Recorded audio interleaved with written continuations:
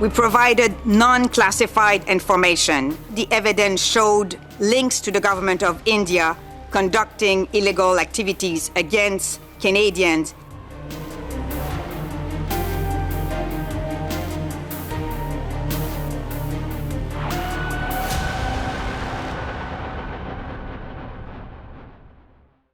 We start with the India-Canada relationship. It's already at rock bottom, so it's hard to imagine things going worse, but they are.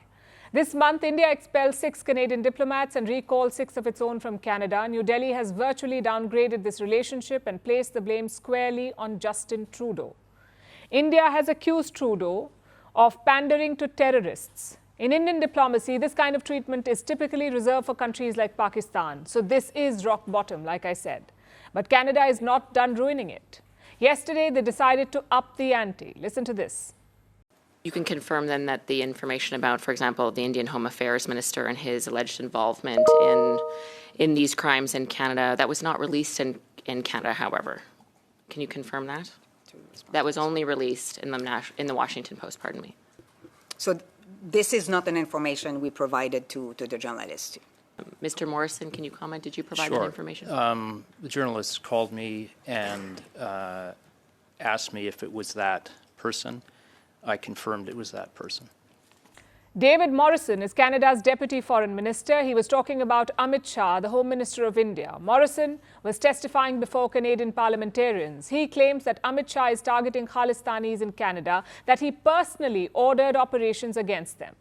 And this is what the West is choosing to highlight too. But they have completely ignored the full context of this conversation. Morrison was being grilled about a story in the Washington Post. We're talking about this report. It came out when the scandal exploded. The story claims that Indian diplomats were gathering intelligence about Khalistanis in Canada.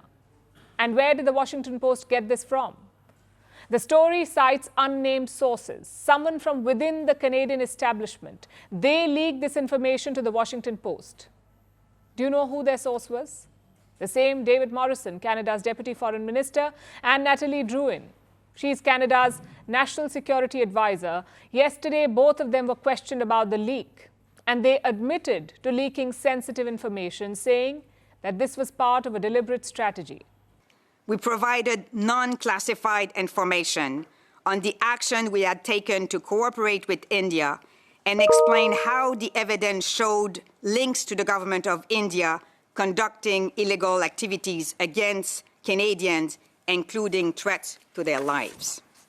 Now, it is a well-known fact. The Trudeau administration does not like being criticized by the Indian press. They call it foreign interference. They have accused several Indian journalists and media outlets of interference, and this list includes Firstpost. It's a list maintained by the Government of Canada. It emerged earlier this month. The report was called Potential Foreign Information Manipulation. Now, tracking and labeling Indian journalists is bad enough. These leaks are worse. They set a dangerous precedent. This is information warfare. The Canadians weaponized the Washington Post and used selective leaks to build a counter-narrative. Washington Post, as you would know, is an American newspaper. As far as we know, the print edition is not published in Canada. So why didn't the Trudeau government go to a Canadian outlet first? Even Canadian lawmakers are asking this question. In fact, Canadians wouldn't know unless they were able to read the Washington Post. I just find that quite unfair to the Canadian public that details were released in advance to the Washington Post and confirmed, according to Mr. Morrison, to the Washington Post, but not provided to Canada. Don't you find that odd? The reason why we offered, as I said in my opening remarks, a background interview to the Washington Post was really to make sure that our side of the story will become clearly and be widely spread, especially at the international level. That was the strategy behind the background interview we gave. Now, once again, the Canadians have shot themselves in the foot. These disclosures should alarm all sides, both the international community and the citizens of Canada. They should all be worried. Should they trust their government if it goes around leaking sensitive information, that too to a foreign publication? Can Canada's international partners trust Ottawa with intelligence if there is risk of leaks like these? More importantly, Why were Justin Trudeau and his government forced to resort to a leak to make their case? Why couldn't they engage with India instead? Work with Indian diplomats, share concrete evidence and seek a resolution through diplomatic channels? India's External Affairs Minister spoke about this over the weekend. Dr. S. Jaishankar said that India had warned Canada about the rising threat of extremists in the country. There are a small minority of people there, but who have made themselves into what appears to be a bigger political voice. Today, they are saying, things about us.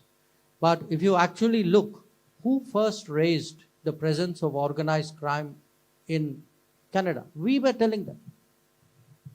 We were telling them and they were not listening. So we certainly on our side, we have actually in many ways been the people who have reasoned with the Canadian system saying, look, don't go down this extremist path. But Justin Trudeau took a different path. Instead of confronting extremists, Trudeau gave the Khalistanis an entry into the mainstream. And Canada's leader of opposition seems to be going down the same path. That's Pierre Poilievre. Poilievre and his Conservative Party are being slammed by Hindu groups in Canada. That's because they pulled out of a Diwali event. Poilievre has not given a reason for the decision, but it is clear that the divide is deepening and it is directly impacting the Indian community in Canada.